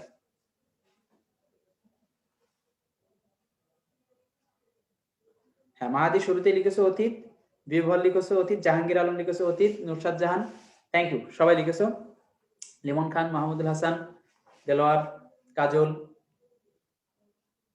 আসাদ, আসাদুজ্জামান, ওকে, শুক্রিয়া, সবাইকে অভিনন্দন। অতীতকালের কোনো আদেশ, উপদেশ, নিষেধ হয় না, তার মানে অতীতকালের অনুজ্ঞা হবে না, তার মানে কি বর্তমান আর ভবিষ্যৎকালের হবে, এটা আমি বুঝিয়ে দিয়েছিলাম। তোমরা ডান সাইডে দেখো 32 পৃষ্ঠার একদম ডানে আসো, নিচের দিকে আসো, দেখো ক খ দিয়ে দেওয়া আছে বর্তমান কালের অনুজ্ঞা, খ দিয়ে দেওয়া আছে ভবিষ্যৎকালের অনুজ্ঞা, এখানে উদাহরণ দিয়ে আছে, তোমরা এটা বুঝে নিও। বললাম এই তুমি পড়ো পড়ো, এটা কি তুমি পড়ো, এটা হচ্ছে বর্তমান কালের অনুজ্ঞা, কারণ বর্তমান কালে কাউকে আমি আদেশ দিলাম, এই তুমি পড়বে, এটা তুমি অবশ্যই পড়বে, তার মানে এটা কি ভবিষ্যৎকালের অনুজ্ঞা, পড়বে, ভবিষ্যৎকালে চলে গেছে অর্ডারটা, ঠিক আছে। এই জাস্ট সিম্পল একটা ব্যাপার। চলে আসো, আমাদের সাথে ক্রিয়া আবার একটু ভাব মারবে আর কি, ক্রিয়ার ভাব বলে একটা ব্যাপার আছে। তো 33 নম্বর পৃষ্ঠার বাম সাইডে নিচে আসো, দেখো ক্রিয়ার ভাব। দেখো ক্রিয়ার ভাবকে আবার 4 ভাগে ভাগ করা যায়, ঠিক আছে। এটা ইংরেজির ওই যে সেন্টেন্স 5 প্রকার, ওটার সাথে মিলাই দিলে খুব সহজেই পারা যায়, আমি তোমাদের বলে দিই। 1 নম্বর দেখো নির্দেশক ভাব। নির্দেশক ভাবটা কি, ইংরেজি সেন্টেন্স যে 5 প্রকার, তার মধ্যে 2টা, অ্যাসার্টিভ এন্ড ইন্টারোগেটিভ, কে বাংলায় বলা হয় নির্দেশক ভাব। অ্যাসার্টিভ এন্ড ইন্টারোগেটিভ দুইটা একসাথে, অ্যাসার্টিভ কি বিবৃতি, আর ইন্টারোগেটিভ কি প্রশ্নবোধক। আমি বললাম আমি ঢাকা যাব, অ্যাসার্টিভ, আমি কি ঢাকা যাব, ইন্টারোগেটিভ। এই যে দুইটা বিবৃতি, দুইটাকে আমরা কি বলবো, নির্দেশক ভাব, যদি অ্যাসার্টিভ এন্ড ইন্টারোগেটিভ হয়, শেষ। আচ্ছা, 2 নম্বরে দেয়া আছে কি অনুজ্ঞা ভাব, যেটা একটু আগে আমরা পড়লাম, আদেশ, উপদেশ, নিষেধ, ইম্পারেটিভ সেন্টেন্স। অনুজ্ঞা ভাবের পাশে কি লিখবো, ইম্পারেটিভ সেন্টেন্স, শেষ, ঠিক আছে। তুমি এই কাজটা করলে কিন্তু মরবা, এই যে অভিশাপ দিলাম, এটা করলে তুমি মরবা। অভিশাপটা কি, এটা অনুজ্ঞা, কারোর জন্য দোয়া করা অনুজ্ঞা, আল্লাহ তোমার মঙ্গল করুক, এটাও অনুজ্ঞা, ঠিক আছে। আবার মানে অভিশাপ দেয়া, এটাও অনুজ্ঞা। আচ্ছা, তুমি যদি না পড়ো তাহলে কিন্তু ফেল করবা, এরকম, মানে এটা তো কন্ডিশন হয়ে যাচ্ছে, সেটা আলাদা। যাই হোক, এখন তাহলে কি অভিশাপ দেয়া, অনুরোধ করা, আদেশ করা, নিষেধ করা, দোয়া করা, এগুলো সব কি অনুজ্ঞা, যেটা ইম্পারেটিভ সেন্টেন্স। ব্যাস, এটা অনুজ্ঞা ভাব। এবার সাপেক্ষ ভাবটা কি? সাপেক্ষ ভাব হচ্ছে শর্ত আরোপ করবে। যেমন বলা হলো, তুমি আমাদের বাসায় আসলে আমি তোমাদের বাসায় যাবো, তুমি ক্যাম্পাসে না আসা পর্যন্ত তোমার সাথে আমার দেখা হচ্ছে না। এগুলো সব শর্ত, তুমি আসলে আমার সাথে দেখা হবে। ঠিক আছে? এই যে শর্ত, এইগুলোই হচ্ছে সাপেক্ষ ভাব। এবার থাকলো কি আকাঙ্ক্ষা প্রকাশক ভাব। আকাঙ্ক্ষা প্রকাশ মানে কি মনের ইচ্ছা। আমরা অনেক সময় বলি না, ওই যে ছোটবেলায় তোমার ইংরেজি পড়তে যে লিখতে, আমার যদি দুইটা ডানা থাকতো, ছেলেটা একটু হাসুক, সে একটু কাঁদুক, এরকম যে আজ আজ বৃষ্টি হোক, ঠিক আছে, কালকে একটু কি হয় রোদ হোক, এরকম আমরা যে মনের এই যে আকাঙ্ক্ষা, এগুলো হলো আকাঙ্ক্ষা প্রকাশক ভাব। এখানে পরে সব উদাহরণ দিয়ে আছে, তুমি ঠান্ডা মাথায় এগুলো পড়তে থাকবে। এরপরে ক্রিয়ার কাল আছে, সেটা আমরা শুরুতে শেষ করেছি। এখন আমরা চলে যাচ্ছি মুখস্থ বিষয় এবং সাহিত্য বিষয় নিয়ে একটু আলোকপাত করার জন্য।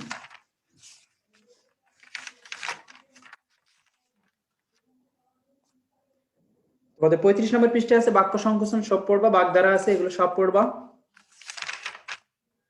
36 নম্বর পৃষ্ঠায় অনুবাদ সব, পারিভাষিক শব্দ সব। আচ্ছা, সমার্থক শব্দের মধ্যে বেশি গুরুত্বপূর্ণ পড়বা বিদ্যুৎ এবং বাতাস, এই দুইটা, বিদ্যুৎ এবং বাতাস। 37 নম্বর পৃষ্ঠা।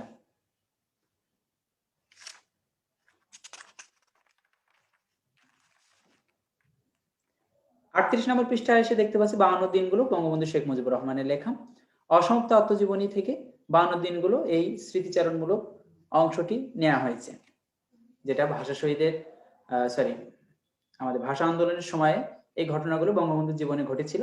শুধু তার না, তার পারিপার্শ্বিক, তার সহযোদ্ধা মহিউদ্দিন এবং তার আশপাশে যে ঘটনাগুলো, সিনারিগুলো ছিল, সবগুলো সে উল্লেখ করেছেন। এবং তদানীন্তন সময় তাকে কারাগারে রাখলেও তার মানসিক দৃঢ়তা কেমন ছিল এবং তার অবস্থান কেমন ছিল, সে বিষয়গুলো উঠে এসেছে এই যে এই গল্পের মধ্য দিয়ে, স্মৃতিচারণমূলক গল্পের মধ্য দিয়ে। আমি তোমাদের এখান থেকে বেশ কিছু প্রশ্ন, জ্ঞানমূলক প্রশ্ন ধরতেছি, দেখি কার কতটুকু মনে আছে।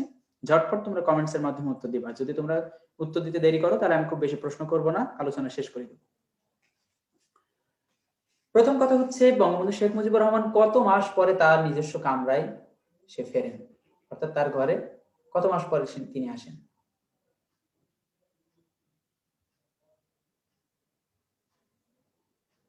Jahangir Alam, thank you.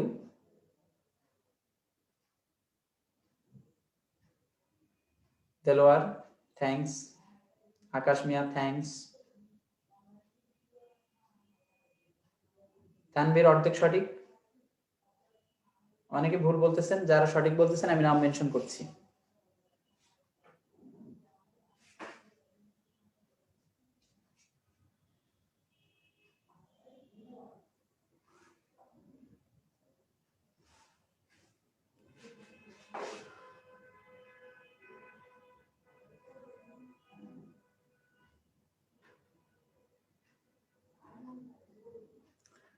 লিমন মাহমুদ সম্ভবত ভুল বলছো।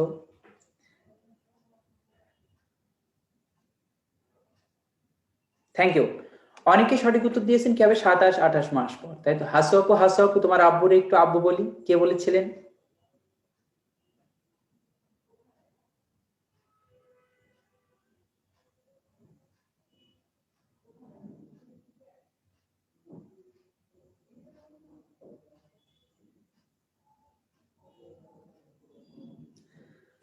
একটারও চাকরি থাকবে না, চাকরি হবেই না, তো চাকরি থাকবে কি? চান্স হবে না একটা মানুষও। এই যে একজন কেবল সঠিক দিয়েছে, শিপন, ঠিক আছে। শেখ কামাল বলেন, শেখ কামাল বলেন, শুধু কামাল বলতেছেন।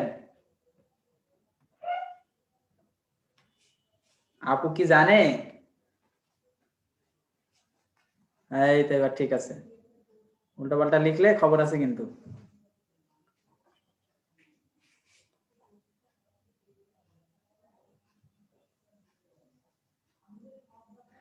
আচ্ছা ঠিক আছে। আচ্ছা বলো তো, কতজন মাঝি নিয়ে তারা গিয়েছিল আহ, বঙ্গবন্ধুর স্ত্রী? ঠিক ঠিক আছে। কার সাথে গিয়েছিলেন?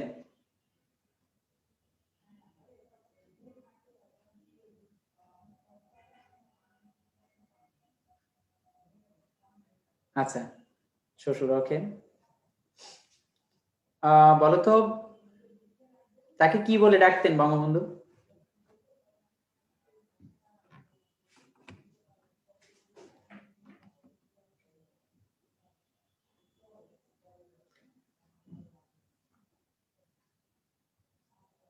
রেনুর আসল নাম কি?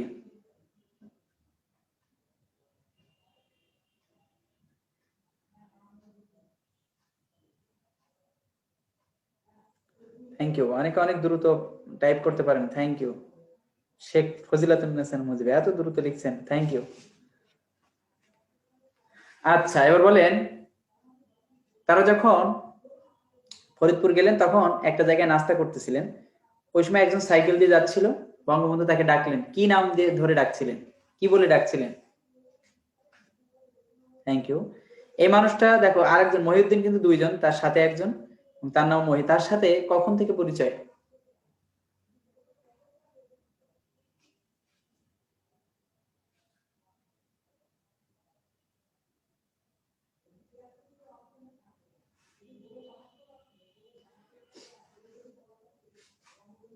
Thank you. একটা নির্বাচনে তারা একসাথে কাজ করেছিলেন। আচ্ছা, তারপরে দেখো, বাপের কালের এই জীবনটা রাস্তায় যেন না হারায় বলেছিলেন বঙ্গবন্ধু। আমার প্রশ্ন সেটা না, প্রশ্ন হচ্ছে এই কথাটা তিনি কোন জায়গা দিয়ে যাওয়ার সময় বলেছিলেন, কোন জায়গার পাশ দিয়ে যাচ্ছিলেন?